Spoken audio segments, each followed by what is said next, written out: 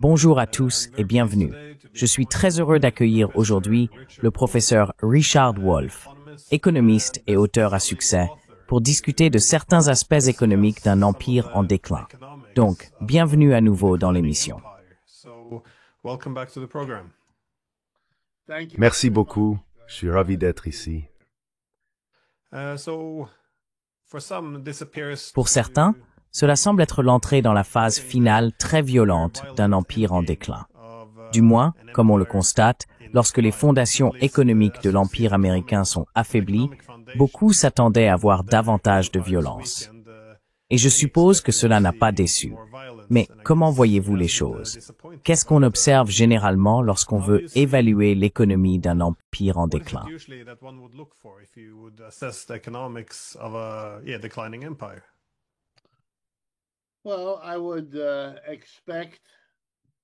Eh bien, je m'attendrais, en prenant les empires précédents comme exemple, et bien sûr chacun d'eux, grecs, romains, perses, ottomans, britanniques, peu importe, ils ont tous connu une ascension, puis un apogée, puis un déclin. Et cela peut prendre longtemps ou peu de temps. Cela peut être régulier ou irrégulier, le plus souvent irrégulier. Mais l'une des caractéristiques fréquentes, c'est que l'empire à son apogée devient un objet d'envie, de jalousie, un modèle à imiter, de bonnes ou de mauvaises manières, ou les deux. Et que les forces ailleurs, du fait même de la nature inégale du développement humain et du développement économique, ce qui, soit dit en passant, était une proposition centrale du travail de Marx, cette inégalité du développement signifie qu'un empire déclinera et qu'un autre émergera, ou bien qu'on aura une sorte de coexistence multinationale, tant que l'État-nation existera, disons. Une certaine coexistence multinationale.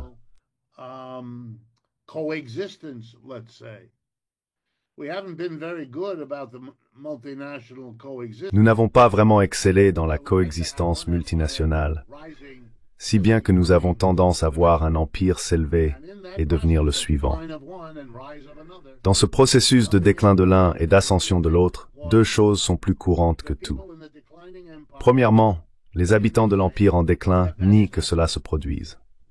C'est souvent, par exemple ici aux États-Unis en ce moment, impensable pour des millions de personnes.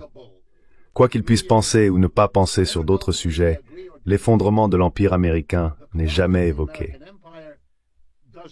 Je vais vous donner un exemple. En novembre dernier, lors de notre élection présidentielle, ni M. Trump, ni M. Biden, ni Mme Harris n'ont prononcé un seul mot sur un empire en déclin. Cela n'existe pas dans ces partis politiques. Aucun discours ne peut être écrit qui y fasse référence, et ainsi de suite.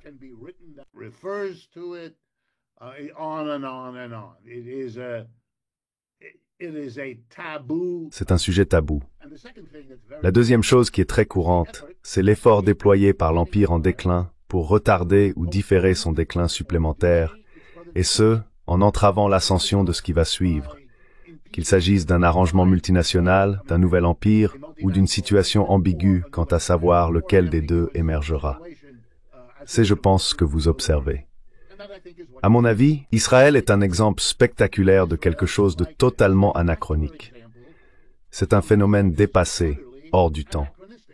Les 150 dernières années ont été, si elles ont été quelque chose, une période de transformation anticoloniale au cours de laquelle la majorité des peuples du monde ont lutté douloureusement et avec difficulté.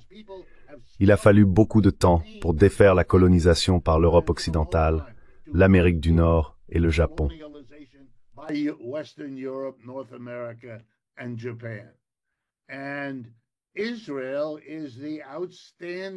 Israël est l'exception remarquable. Ici, nous avons le colonialisme de peuplement au XXIe siècle, après un siècle et demi d'anticolonialisme, qui tente d'établir et d'étendre le colonialisme de peuplement. Et il se heurte à un monde entier organisé contre lui, ce qui aurait dû les amener à se demander pourquoi faisons-nous quelque chose contre lequel le monde entier vote à chaque scrutin des Nations Unies, sans parler de toutes les autres formes d'opposition.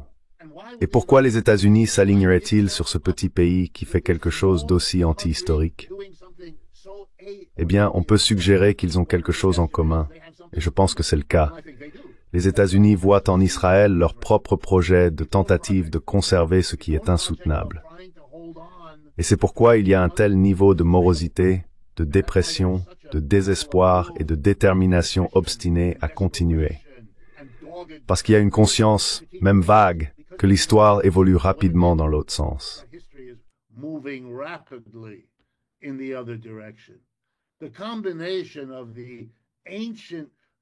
La combinaison du projet ancien de colonialisme, de peuplement en Israël et de l'explosion de la République populaire de Chine, économiquement, politiquement, militairement, constitue un contraste saisissant. Je sais en tant qu'Américain, et avec mes contacts ici, que les personnes au sommet sont très conscientes de cette contradiction. D'un côté l'histoire de la Chine, de l'autre celle d'Israël. On voit même au cours des dernières 24 heures émerger un argument fort ici aux États-Unis, au sein du Parti démocrate et même du Parti républicain, selon lequel les États-Unis ont désormais, je vous cite, payé leurs dettes envers Israël. Ils se sont acquittés de leurs obligations envers Israël. Autre citation, nous pouvons maintenant nous en détacher et nous concentrer sur la Chine, car nous ne sommes plus accrochés aux Israéliens.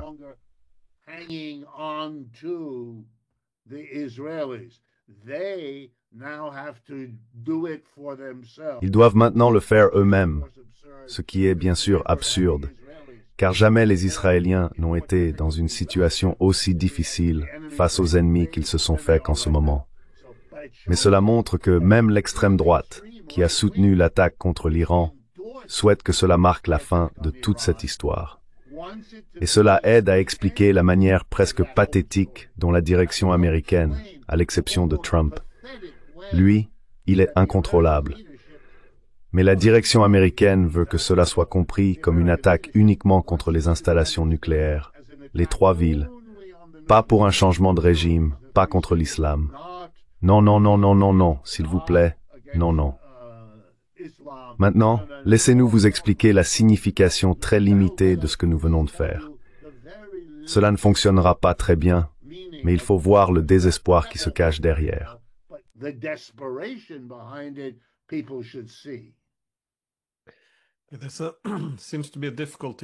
Il semble y avoir une difficulté à maintenir un récit commun. Au départ, lorsque Israël a attaqué l'Iran, Marco Rubio a déclaré « Nous n'avons rien à voir avec cela ». Et puis bien sûr, Trump est intervenu et a sapé cette idée. Et maintenant, nous avons vu J.D. Vance affirmer que « Vous savez, nous ne sommes pas en guerre contre l'Iran, nous sommes en guerre contre son programme d'armes nucléaires ». Intéressante utilisation du langage. Mais ensuite, Trump publie un tweet disant que le changement de régime ne serait pas une si mauvaise idée. Rendre sa grandeur à l'Iran, se débarrasser du gouvernement. Il semble donc y avoir des problèmes de communication, mais le passage d'une position de non-implication à celle de vouloir renverser le gouvernement, c'est assez intéressant de voir comment ils parviennent à utiliser le langage. Vous vouliez effectivement mettre en contraste la différence entre une puissance hégémonique montante et une puissance en déclin.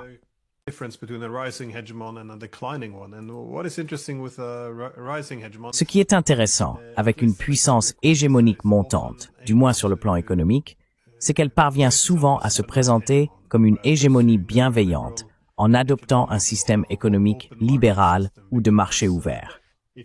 Car si vous détenez cette concentration de richesses, alors une économie internationale ouverte signifie que le monde utilisera vos technologies de pointe, vos industries de pointe, vous contrôlerez les corridors terrestres et maritimes grâce à votre armée et votre marine. Ils utiliseront votre banque, votre monnaie et votre système de paiement. Il y a donc un intérêt à cela, car si quelqu'un sème la peur et la méfiance, alors les autres chercheront à acquérir une autonomie stratégique et à se découpler de ce système hégémonique. C'est pourquoi vous avez utilisé le mot « émuler ». D'autres voudraient lui ressembler. C'est une source d'envie. Mais en période de déclin économique, on observe souvent un recours accru au militarisme et aux sanctions pour maintenir le système. Partagez-vous ce point de vue?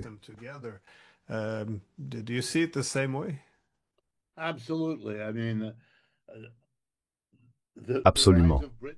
L'essor de la Grande-Bretagne correspond à l'essor du concept même de libre-échange. Cet effort incessant, initié par David Ricardo, voire plus tôt, pour démontrer comment on peut concevoir une économie dans laquelle le libre-échange est la meilleure politique pour tous. Je me souviens, j'ai un doctorat en économie, je suis le produit de l'éducation élitiste américaine, donc j'ai suivi des cours à Harvard, Stanford et Yale, sans doute les 3 meilleures universités du pays. Mes professeurs dans chacune de ces institutions nous disaient la même chose, nous faisant des démonstrations, mathématiquement, géométriquement, empiriquement, historiquement, de toutes les manières possibles, pourquoi le libre-échange est absolument la meilleure organisation possible.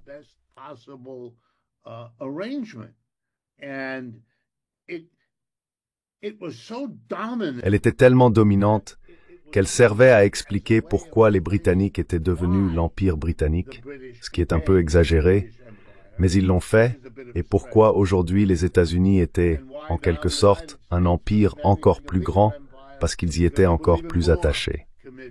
Et cela est particulièrement vrai dans la seconde moitié du XXe siècle, lorsque les Américains remplaçaient les Britanniques partout, en Asie, en Afrique, en Amérique latine. Certes, les Britanniques n'avaient jamais été en Amérique latine, mais c'était un accord que les Britanniques avaient passé avec les États-Unis au XIXe siècle. Vous pouvez avoir l'Amérique du Sud. Mais la réalité, regardez l'ironie, c'est que le libre-échangisme néolibéral est aujourd'hui en complète déroute, en tant qu'idéologie, en tant que politique. Il est rejeté, il est ignoré.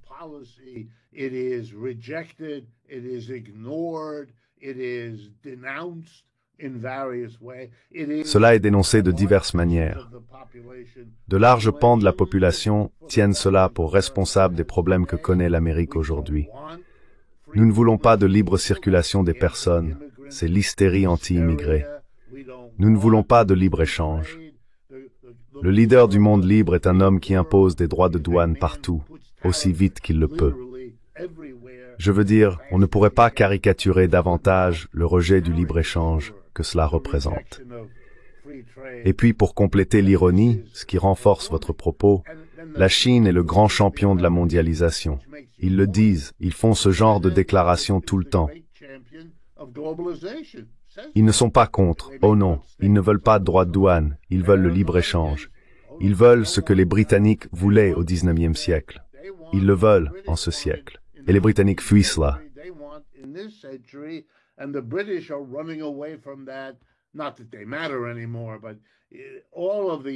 Ce n'est plus vraiment important aujourd'hui, mais tous les anciens défenseurs du libre-échange s'emploient activement à apprendre des arguments qui, si vous connaissez l'histoire de tout cela, vous savez que par exemple, Liszt et d'autres penseurs allemands du XIXe siècle dénonçaient le libre-échange parce qu'il freinait le Wirtschaftswunder allemand et ils voulaient pouvoir contrôler leur situation. Et cela a toujours été un thème bien plus important dans la pensée économique allemande. Et ce n'est pas à cause de quelque chose de particulier à la langue ou à la culture allemande. Cela a précisément à voir avec le point que vous soulevez.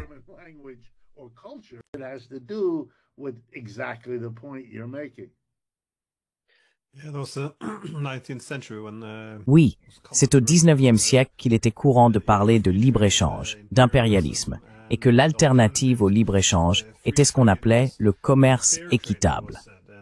Je trouve intéressant que ce concept soit revenu sur le devant de la scène. J'ai entendu Trump parler de commerce équitable à plusieurs reprises, et cela m'a fait penser au capitalisme industriel de Henry Clay, Alexander Hamilton, Friedrich List et d'autres figures similaires. Donc, j'imagine que l'ère du libéralisme économique touche à sa fin.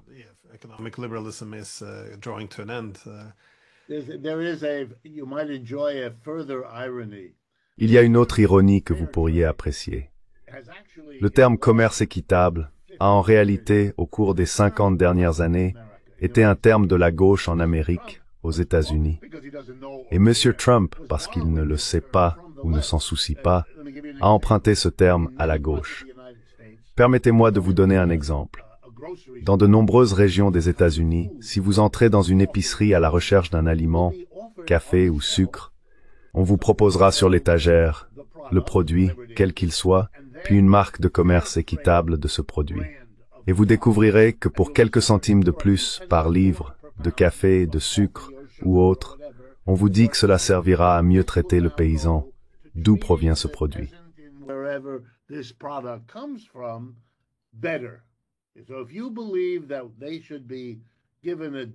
Donc, si vous pensez qu'ils devraient avoir un niveau de vie décent en Amérique latine, là où ils produisent le café, le sucre, ou quel que soit le produit, vous pouvez acheter et accepter de payer un prix plus élevé pour ce qu'on appelle des produits issus du commerce équitable.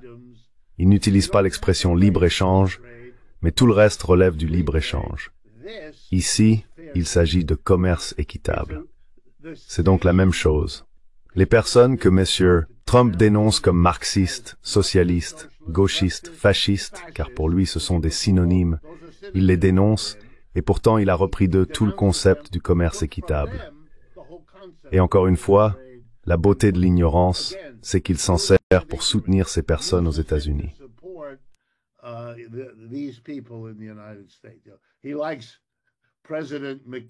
Il aime le président McKinley, une personne que la plupart des gens, si on leur demandait de citer des présidents américains, n'évoqueraient jamais. Je veux dire, il n'a aucune importance dans l'histoire américaine, mais il a, pendant un temps, soutenu les tarifs douaniers à la fin du 19e siècle. Donc si quelqu'un a dit cela à Trump, il s'est aligné sur lui, parce qu'il était important de s'identifier à une figure du passé américain. Il ne peut pas choisir Lincoln, car ses partisans suprémacistes blancs seraient très mécontents. Il a donc choisi McKinley, ce qui était malin parce que personne n'a jamais entendu parler de McKinley, ni n'a la moindre idée de qui il est. Il ne représente rien.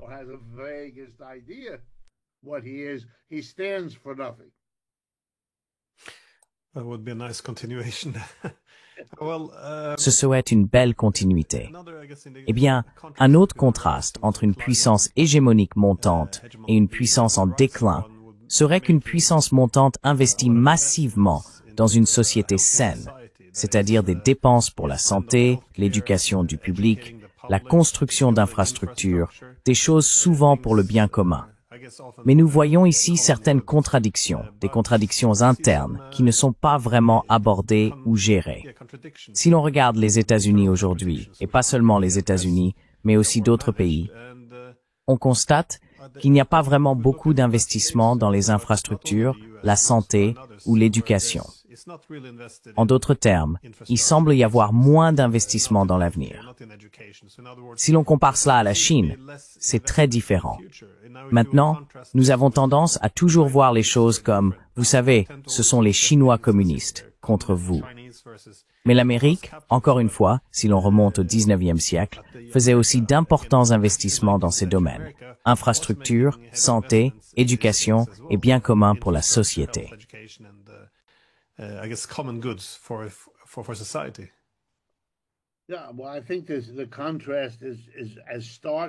Oui, eh bien, je pense que le contraste est aujourd'hui aussi marqué qu'il ne l'a jamais été. Permettez-moi de vous donner quelques exemples. Je suis professeur. J'ai été professeur dans le système universitaire américain toute ma vie d'adulte. Quand j'ai commencé, la plupart de mes étudiants qui obtenaient un doctorat, qui est le diplôme le plus élevé que nous délivrons, devenaient eux-mêmes universitaires.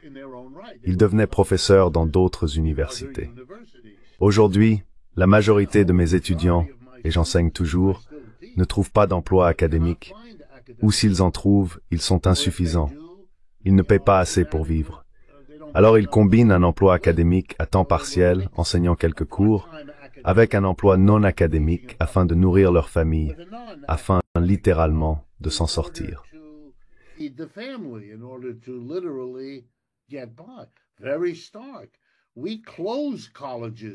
C'est très frappant.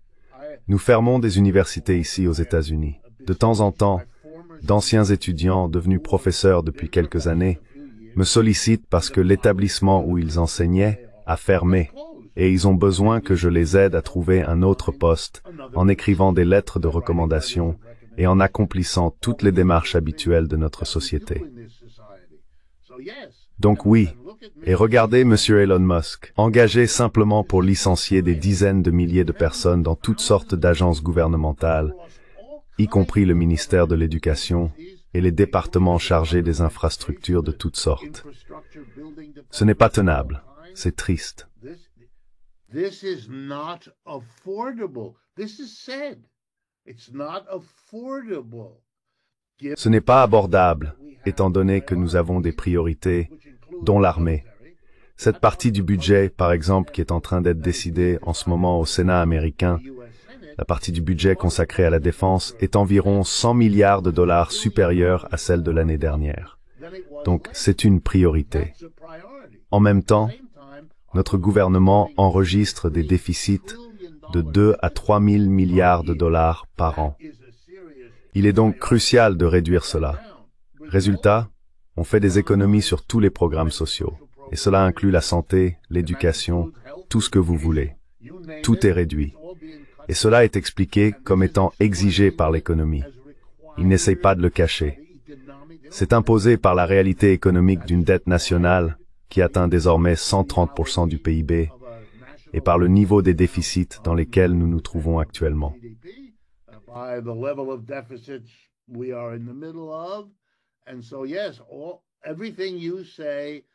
Donc, oui, tout ce que vous dites n'est pas contextualisé comme un problème d'empire en déclin. Non, non, non. Le tabou à ce sujet fait que cela n'est jamais expliqué en ces termes. C'est plutôt présenté comme les exigences spécifiques du moment historique.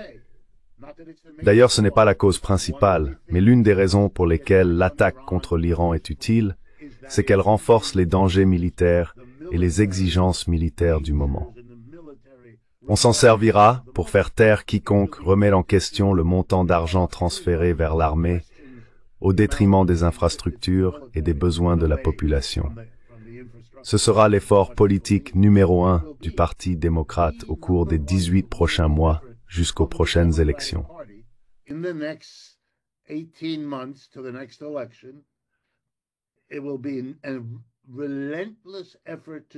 Ce sera un effort acharné pour suggérer que nous pourrions être en sécurité sur le plan militaire tout en maintenant des programmes sociaux et que si vous votez pour les démocrates, vous obtiendrez cela. Ils espèrent ainsi affaiblir la conviction des gens qu'ils doivent soutenir les républicains malgré le déclin des programmes sociaux en raison de la nécessité militaire. Comme ils n'autorisent aucun autre sujet dans le débat, ce sera probablement la campagne. Ou, pour dire la même chose plus simplement, quel que soit le candidat démocrate, il dira « Je suis meilleur que Trump et les républicains parce que je ne suis pas aussi mauvais qu'eux sur ces questions. » C'est tout. Il n'y a pas de programme positif, il n'y a pas d'analyse sociale. Vous avez le choix entre le mauvais et le pire. Je suis simplement mauvais, eux sont pires.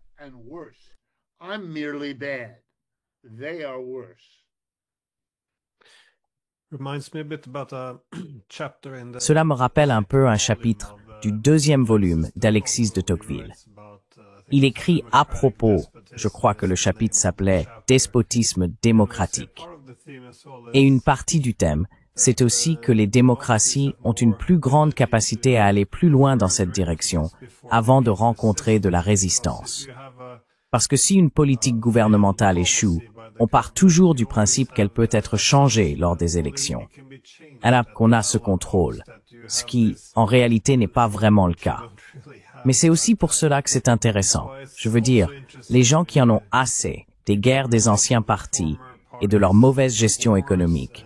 Vous savez, ils sont critiqués par l'opposition, puis l'opposition prend le pouvoir et ils échangent simplement les rôles. Mais ce qui est intéressant, c'est que les politiques, elles, ne changent pas.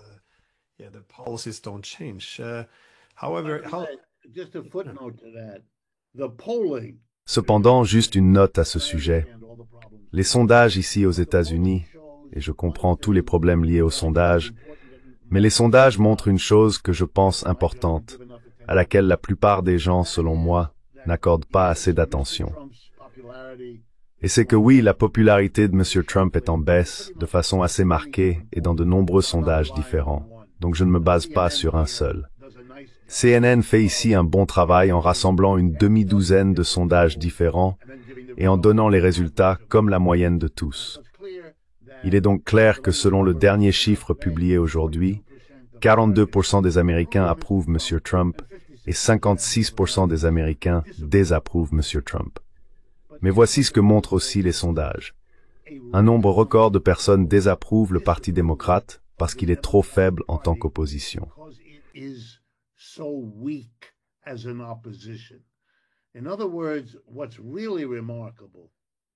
En d'autres termes, ce qui est vraiment remarquable et ce qui annonce l'avenir, c'est que jamais les conditions n'ont été aussi favorables pour sortir du duopole de ces deux partis dans notre système politique.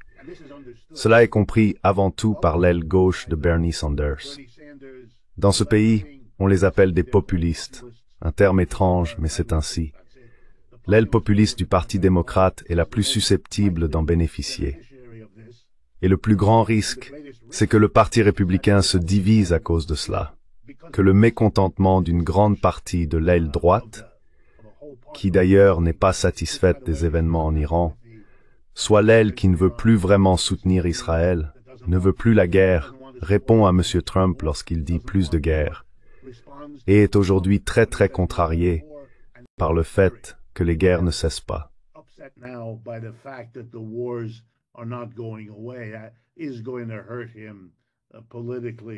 Cela va lui nuire politiquement. Je suis très intéressé par les sondages dans les jours et semaines à venir pour voir l'impact de cela. Mais la situation politique est en train de changer. Et si l'on ajoute à cela que M. Trump n'a pas réussi à stopper la hausse des prix, il n'augmente pas rapidement, mais il continue d'augmenter. Et pour la plupart des Américains, c'est ça le problème. Ce n'est pas la vitesse à laquelle ça augmente, c'est le fait que ça continue. Et il n'a pas réussi à résoudre ce problème. Et la plupart de la presse financière, de gauche, de droite et du centre, pense que nous allons avoir une récession dans la seconde moitié de cette année ou l'année prochaine, ou les deux. Si l'on met tout cela ensemble, le Parti républicain fait face à de grandes difficultés.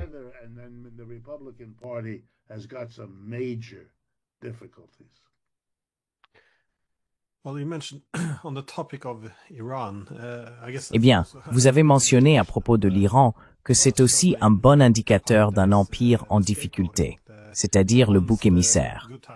Une fois que les beaux jours semblent derrière nous et qu'il y a un déclin, on cherche généralement qui a privé l'empire de sa grandeur. Cela peut être interne, certaines minorités ou autre chose, mais c'est aussi souvent des puissances extérieures. Donc, j'imagine que l'aspect extérieur est évident ici. C'est-à-dire, comme Trump le dirait, la Chine, qui est venue prendre nos emplois. Mais combiné à un militarisme accru, cela pose aussi problème. Les États-Unis mènent maintenant une guerre indirecte, cependant, contre la Russie. Mais à présent, je pense qu'ils préféreraient probablement mener une guerre indirecte avec l'Iran. I think I would probably prefer to fight indirectly with Iran, but given that Israel is... Mais étant donné qu'Israël est un proxy bien plus faible, ou, comparé au fait de combattre un Iran plus grand que ne l'est l'Ukraine, avec ses 35 millions d'habitants, dont on peut mobiliser les ressources humaines, les États-Unis semblent s'impliquer beaucoup plus directement dans la lutte contre l'Iran. Mais vous savez, on peut probablement ajouter d'autres pays à cette liste, en plus de la Russie et de l'Iran. Ils parlent désormais aussi ouvertement d'une guerre avec l'Iran. Voyez-vous ici un déclin improbable mais élégant de l'Empire, c'est-à-dire s'en éloigner, réduire l'Empire pour sauver la République, ou pensez-vous que les États-Unis vont s'engager pleinement dans cette voie en essayant d'éliminer les adversaires émergents, du moins les adversaires régionaux?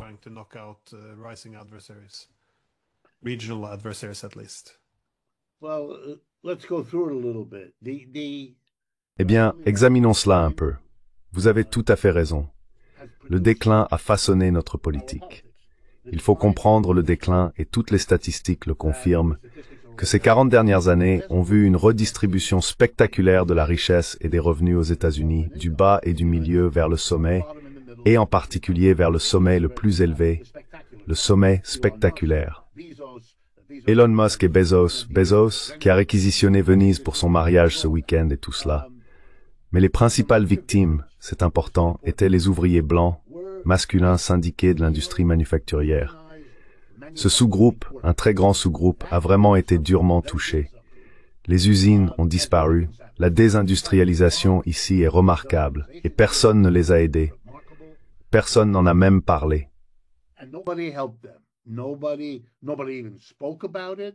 We were all caught up in the... Nous étions tous pris dans la célébration, sur la côte Est comme sur la côte Ouest, de la mondialisation néolibérale du libre-échange, que d'abord les républicains, puis les démocrates, ont adopté avec un enthousiasme égal comme un engagement merveilleux, nécessaire et permanent des États-Unis. Cela a produit une forme particulière de, on pourrait presque dire, torture, une torture politique, parce qu'on dit à des dizaines de millions de travailleurs américains, blancs, masculins et syndiqués, que l'économie se porte à merveille. Elle est très saine, elle est en croissance, le PIB augmente, la bourse est en plein essor, et le seul problème, c'est vous. Le seul problème, c'est vous. Donc ce n'est pas un problème économique. Il n'y a rien qui cloche avec le capitalisme. C'est vous qui avez échoué. Vous n'avez pas les bonnes compétences. Vous n'avez pas la bonne expérience professionnelle. Vous n'avez pas la bonne attitude. Vous n'avez pas la bonne discipline. Quoi que ce soit, tout est de votre faute.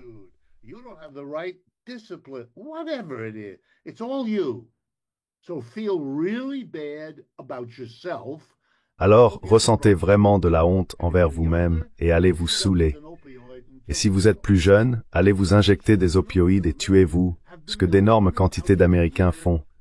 100 000 personnes par an se détruisent avec des opioïdes. C'est une histoire remarquable. Dans cette situation, le politicien démagogue, par exemple M. Trump et d'autres comme lui, voit à juste titre une formidable opportunité. Il y a une énorme partie de la population qui est très en colère, très amère, très hostile, remplie de la rage d'un cercle détruit. Ils ne peuvent pas gagner leur vie. Leurs enfants n'ont aucun avenir. Leur communauté, la moitié des magasins de la ville sont fermés parce qu'ils sont en faillite. Le gouvernement de l'État n'a pas d'argent et donc ne peut pas et ne les aide pas, etc. Pendant ce temps, au cours des 15, 20, voire 30 dernières années, nous avons assisté à deux mouvements intéressants.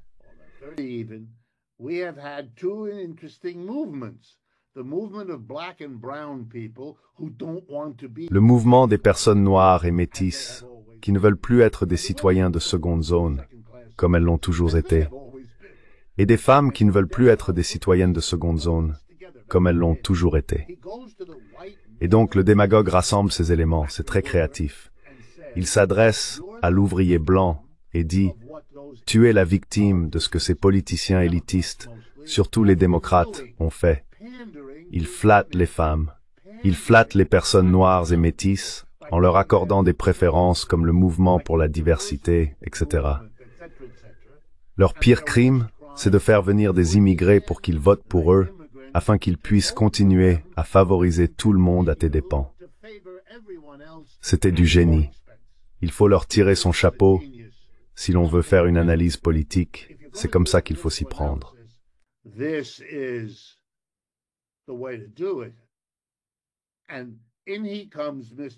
Et voilà qu'il arrive, M. Trump. Et que fait-il? Il mélange le fondamentalisme chrétien, c'est ce que sont ces hommes blancs, et la suprématie blanche. C'est ce qui se cache en arrière-plan de cette population, et il concentre tout cela contre des personnes qui ne peuvent pas voter contre lui. Les immigrés, qui n'ont pas le droit de vote.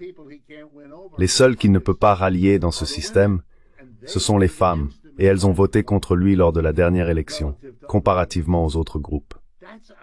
Voilà notre situation, et la diabolisation et la stigmatisation de l'immigré sont complètement insensées, à moins que l'on comprenne leur fonction. Les États-Unis sont une économie de 330 millions d'habitants. Les immigrés sans papier ici sont 10, peut-être 12 millions. C'est tout. Et ils travaillent très dur. Leur taux de criminalité est inférieur à celui des Américains nés dans le pays.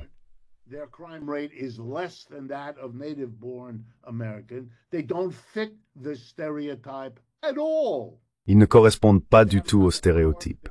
Ils n'ont pas le pouvoir. Ils ne pourraient absolument pas expliquer la difficulté de l'Amérique. Mais ils sont utiles. Pourquoi? Parce qu'ils s'adressent à la souffrance de ces ouvriers d'usines syndiqués, hommes blancs, et évitent soigneusement de faire porter la moindre responsabilité à la classe des employeurs. Ils ne disent jamais que si votre emploi a quitté l'Ohio pour aller à Shanghai, c'est parce que l'employeur en a décidé ainsi. Non, à la place on a une formulation vague, les Chinois ont pris l'emploi. Non, ce n'est pas le cas. Il est très clair comment l'emploi est parti en Chine. Il est très clair que si vous avez perdu votre emploi au profit d'une machine, c'est parce que votre employeur a fait ce choix. Il est très clair que les employeurs ont encouragé les immigrés à venir parce qu'ils accepteraient de travailler dans de moins bonnes conditions et pour moins d'argent que vous.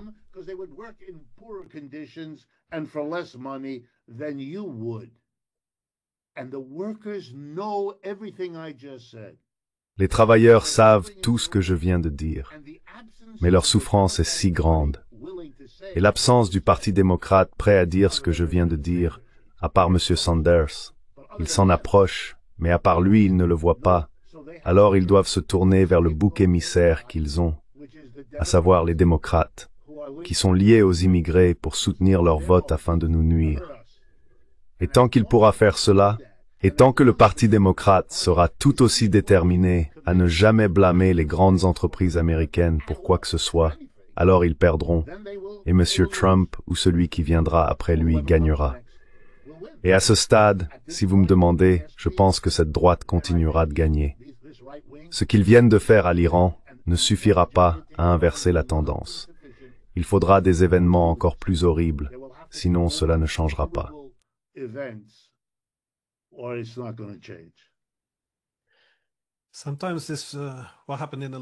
Parfois, ce qui s'est passé à la fin des années 80 ou au début des années 90 donne l'impression d'une seconde abrogation des Corn Laws.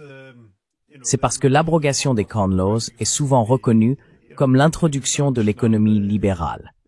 Autrement dit, les Britanniques autorisaient, par exemple, pendant des heures, oui, l'exportation de produits agricoles vers la Grande-Bretagne à condition qu'ils ouvrent leur marché aux biens industriels.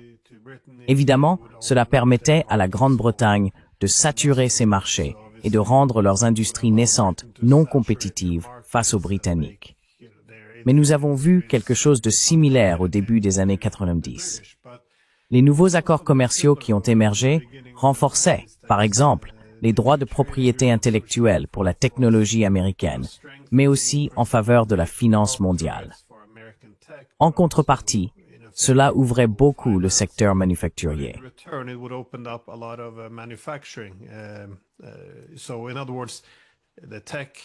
En d'autres termes, la technologie et la finance mondiale sont concentrées aux États-Unis, tandis que la Chine et d'autres pays dans le monde s'occupent de la fabrication et de la production. C'est une bonne stratégie pour les États-Unis en tant qu'entité. Ils obtiennent le segment à forte valeur ajoutée et à haut revenu des chaînes d'approvisionnement mondiales, là où les revenus sont élevés, mais aussi la dépendance, ce qui peut créer des dépendances politiques également. Cependant, le problème se situe à l'intérieur du pays, car il ne s'agit pas seulement de chiffres. Il s'agit, comme vous l'avez dit, d'êtres humains. Ainsi, la côte Est et la côte Ouest prospèrent grâce à la mondialisation.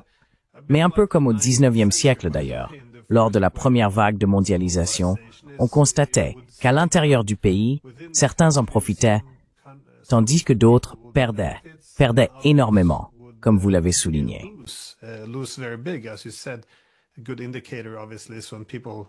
Un bon indicateur, évidemment, c'est quand des gens commencent aussi à mourir dans cette crise des opioïdes.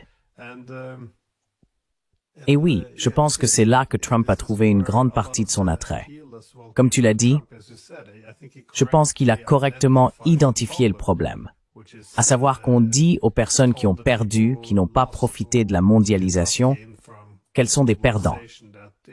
Vous savez, vous êtes ceux qui sont à la traîne, qui n'ont pas réussi là où ils étaient, ou, comme je me souviens, l'avoir lu dans un article un jour, la solution à leur problème, c'est un camion de déménagement U-Haul. Ils devraient simplement partir vivre dans des endroits moins terribles.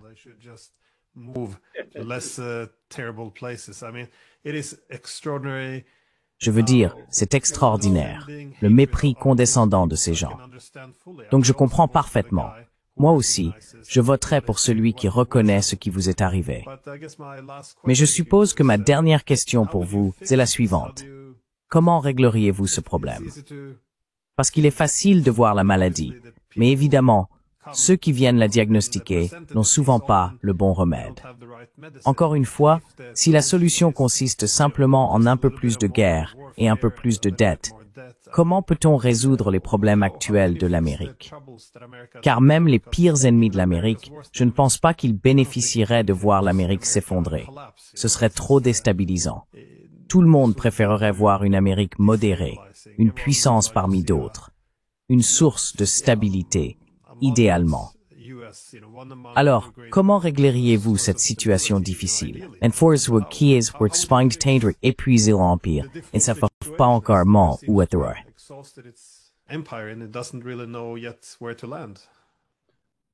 Well, I don't mean to disappoint you. Eh bien, je ne veux pas vous décevoir, mais à mon avis, à ce stade, c'est la situation à laquelle nous sommes confrontés. Nous faisons face à une continuation plus ou moins marquée de la situation actuelle, tant qu'elle reste tolérable. Permettez-moi de m'arrêter un instant. Je sais que nous manquons de temps, mais je me demande vraiment, comme je pense que le monde entier se le demande, notamment ce que fera le gouvernement iranien, comment il réagira à tout cela, mais aussi comment réagiront les BRICS, dont l'Iran est membre, ainsi que les Russes et les Chinois, avec qui les Iraniens ont manifestement conclu toutes sortes d'accords.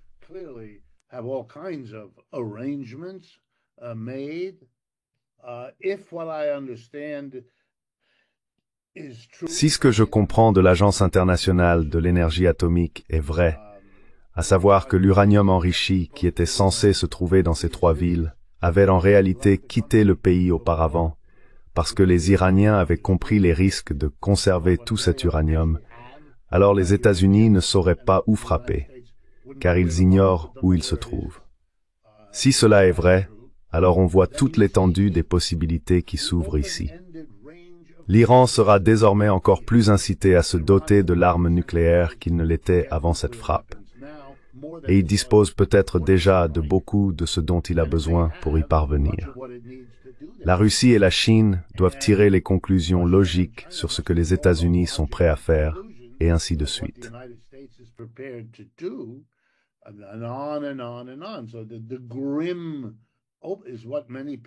Donc, le sentiment sombre que beaucoup de gens ressentent, et à juste titre, est qu'il n'y a ici aux États-Unis que très peu de signes d'un quelconque leadership politique dans l'un ou l'autre des 2 partis, prêt à soulever ne serait-ce que des questions marginalement importantes, et encore moins les questions fondamentales. Donc mon impression est que nous allons continuer à avancer tant bien que mal. Nous allons avoir des excuses de plus en plus faibles pour les guerres que M. Trump stimule, sans y mettre fin. Il ne semble pas y avoir de fin en Ukraine. Maintenant nous avons l'Iran. Israël continue ce qu'il fait à Gaza. Le monde entier accumule un niveau d'antipathie envers tout cela qui va exploser de toutes sortes de manières. Voici la seule chose que je vois comme une possibilité.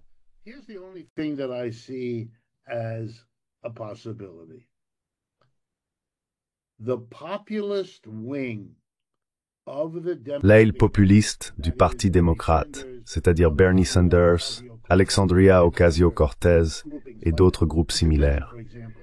Je devrais mentionner par exemple que je me trouve ici à New York dans les derniers jours de l'élection pour un nouveau maire. Et comme New York est la plus grande ville, le poste de maire est important. Actuellement, le 2e candidat, presque à égalité avec le premier, est un homme nommé Mamdani, c'est son nom de famille, qui se définit lui-même comme socialiste. Il va obtenir des millions de voix et pourrait battre Andrew Cuomo, qui est un pilier du centre du Parti démocrate. C'est un signe de changement. Il y a plusieurs membres du conseil municipal qui dirigent New York qui sont socialistes, selon leur propre définition.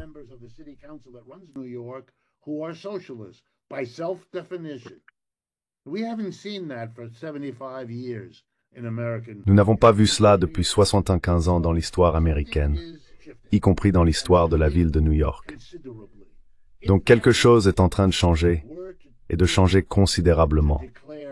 Si cette branche osait déclarer qu'elle ne peut plus suivre un parti dont la première priorité est de courtiser les donateurs milliardaires qui dirigent le système politique, je veux vous rappeler que M. Trump, désireux de plaire aux masses, a fait en sorte que, lors de son investiture, derrière lui ne soient pas assis les juges de la Cour suprême ou les dirigeants du système politique. Il avait aligné derrière lui Elon Musk, Mark Zuckerberg, Jeff Bezos et la future épouse de Bezos, une mise en scène comme pour souligner « Je suis le gouvernement de ces gens-là ».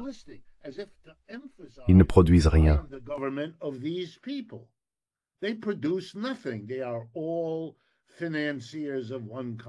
Ils sont tous des financiers d'une manière ou d'une autre. Donc il est à jamais lié à eux et eux à lui. Ce serait donc le moment pour les populistes de dire « Tout ce que vous et moi venons de discuter, c'est un empire en déclin. Nous allons l'affronter. Nous allons l'affronter. Nous allons nous asseoir avec les Iraniens. Nous allons nous asseoir avec les Chinois. Et nous allons trouver un moyen de vivre ensemble sur cette planète. » Et notre modèle, c'est la Grande-Bretagne et les États-Unis au XIXe siècle. Lorsque les États-Unis se sont séparés, les Britanniques ont décidé de faire la guerre. Et c'était la guerre de 1766 que nous célébrons chaque année le 4 juillet aux États-Unis.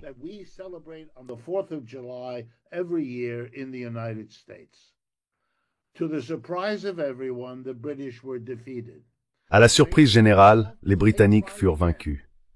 En 1812, ils tentèrent à nouveau et furent de nouveau défaits. Ils hésitèrent même pendant la guerre de sécession américaine, débattant de l'opportunité de rejoindre le Nord ou de soutenir le Sud. Mais, en gros, au milieu du XIXe siècle, l'affaire était réglée. Cela s'est probablement décidé après la guerre de 1812. Les États-Unis obtiendraient l'Amérique latine, et la Grande-Bretagne prendrait le reste du monde. Et sur cette base, ils ne se sont plus jamais fait la guerre. Voilà, c'est le modèle très américain, et nous allons maintenant l'utiliser et mettre fin à la terreur que tout le monde ressent face aux aventures militaires américaines. Ce serait jeter le gant.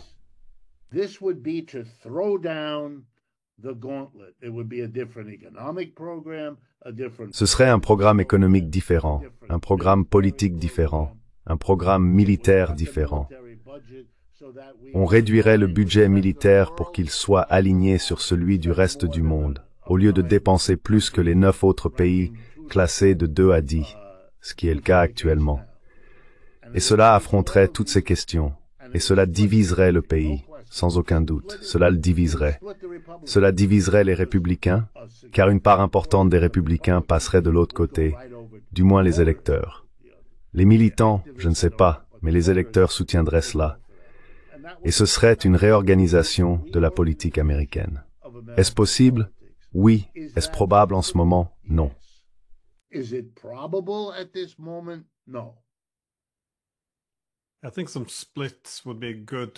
Je pense que certaines divisions seraient bénéfiques, dans la mesure où elles permettraient une plus grande pluralité intellectuelle. Selon moi, un problème majeur, non seulement aux États-Unis, mais aussi dans l'Occident politique en général, a été l'idéologie. Elle a engendré une conformité très intrusive, qui est, on parle de libéralisme, mais cela fait 2 siècles que David Ricardo a souligné que, dans le système capitaliste, et encore une fois, c'est un économiste libéral, l'un des plus importants. Il a reconnu qu'avec le temps, il y a toujours une concentration du capital au détriment du travail, et que cette relation deviendra de plus en plus inégale à mesure que les nouvelles technologies deviendront plus efficaces. Encore une fois, les détenteurs de capital commenceraient à dominer, et c'est quelque chose qu'il faudrait réguler. On retrouve la même analyse chez John Stuart Mill et Adam Smith.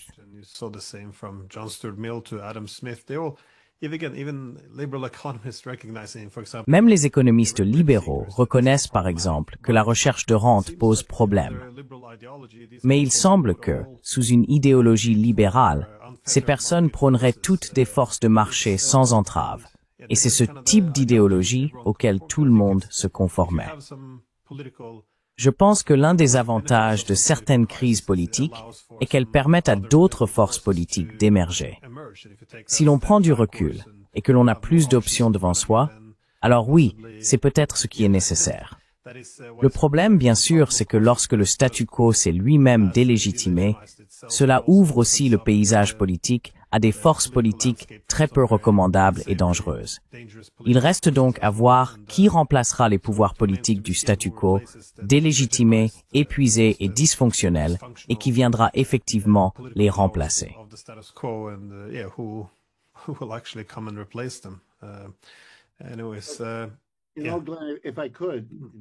Si je peux, très brièvement, il est aussi possible d'aborder ce que vous venez de dire d'une autre manière. En tant qu'économiste professionnel qui a dû apprendre et enseigner à de nombreuses reprises l'idéologie du libre-échange, je suis frappé par la facilité avec laquelle il a été possible de convertir fondamentalement le peuple américain du libre-échange, mondialisation, hurrah, hurrah, hurrah, à tarif, protection, l'autre est mauvais, ne commerçons pas avec eux. La plasticité de cet engagement idéologique, c'est impressionnant. Si l'on s'organise et que l'on mobilise, la capacité des gens à changer d'avis de façon vraiment remarquable et rapide a également été démontrée.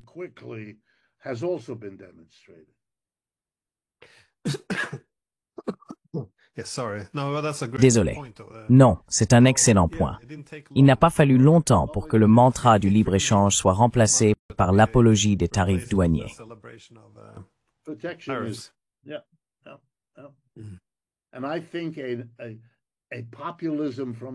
Et je pense qu'un populisme de gauche pourrait s'attendre, s'il faisait bien son travail, s'il mobilisait les intellectuels dont il possède déjà la moitié, et les faisait agir dans le sens des intellectuels organiques de Gramsci, eh bien, je sais qu'il existe aux États-Unis un public très large, composé en particulier de nombreux jeunes prêts et disposés à devenir des militants.